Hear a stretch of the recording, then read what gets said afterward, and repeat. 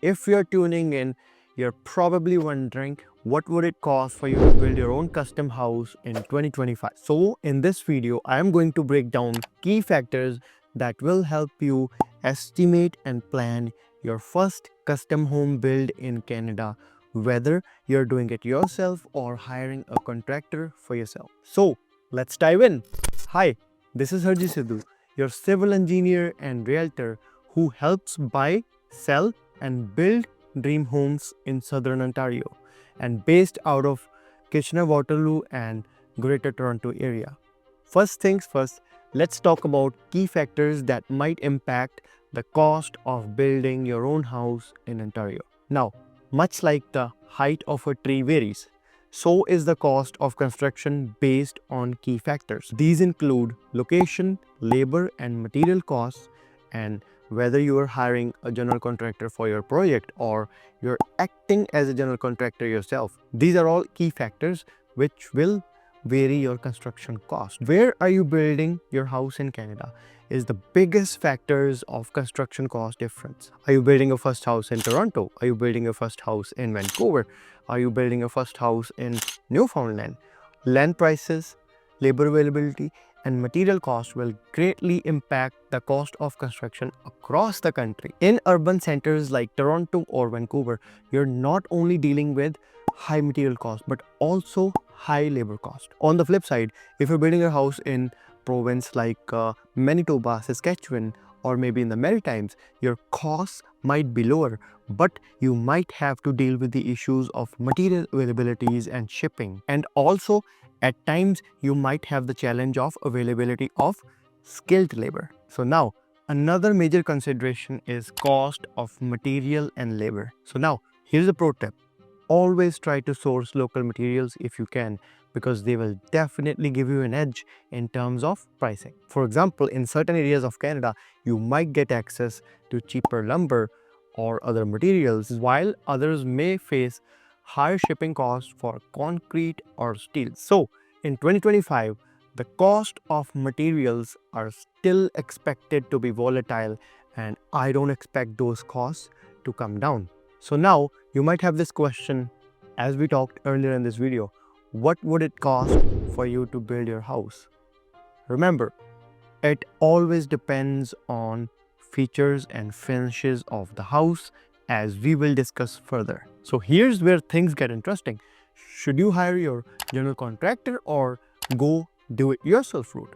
So if you're hiring a turnkey builder, your costs are definitely going to be on the higher side, probably 15 to 20% higher than compared to if you would do it yourself. But hiring a turnkey builder, you're paying the premium price for an experience, for a lot more convenience, and you will not have to invest your own times into the management or coordination of subtrades, finding subtrades, material ordering, and even the design factor. You will have guidance from a professional. But if you like to do it yourself, and especially if it's your first project, you might have challenges like any mistake that can cost you dearly, right? And you might even not have the right knowledge to what to expect or what scope of works to expect of your trades.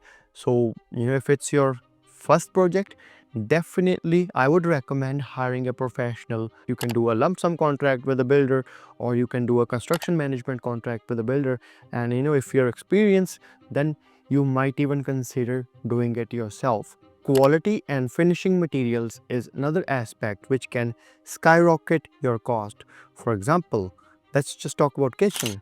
What kind of countertop you'll be having? Quartz, laminate, granite, or maybe even marble, right? Every option will vary in cost. Let's talk about flooring. What are you going to have? Hardwood, engineered hardwood, laminate, vinyl. Everything would have its own cost. And same with the false ceilings and all that trim works that we might have to do. Is your roof going to be simple, 4:12 pitch, or it's going to be very complex, 12:12 pitch? That will increase the cost of the project significantly. For example, the project that we are building, we decided to build a theater room under garage slab. That one decision increased our project cost by $75,000, but it also helped us gain almost 500 square foot of livable space in the basement, which if we wouldn't have done that, it would have, just led to backfilling the basement foundation and then put a garage slab on top. But now we were able to use that space as a livable space, which is going to add some value to our property. The finishes and choices you will make here would impact the cost per square foot drastically. So it's important to be realistic about the budget and the choices that you would like to make, because it will impact your budget. Another very important factor that you should consider is size and design of your house. Let's take an example. If you're building a bungalow, your cost per square foot is going to be comparatively higher than if you're building a double-story house for a same square foot, because if you're building a bungalow, you would have to build a bigger footprint. But if you're building a two-story, you can have almost half the building footprint, which means you have a smaller foundation.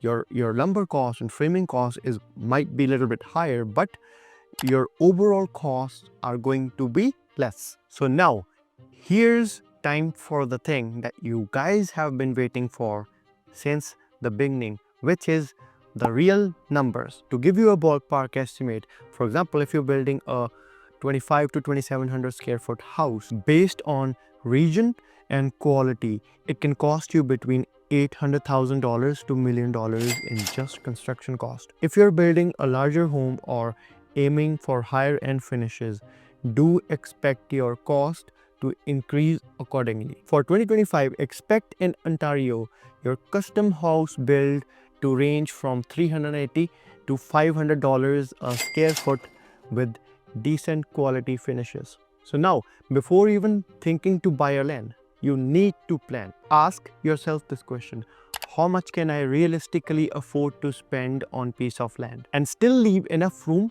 for the build? And the other thing is, don't overestimate on the budget and then having to end up struggling while doing the construction.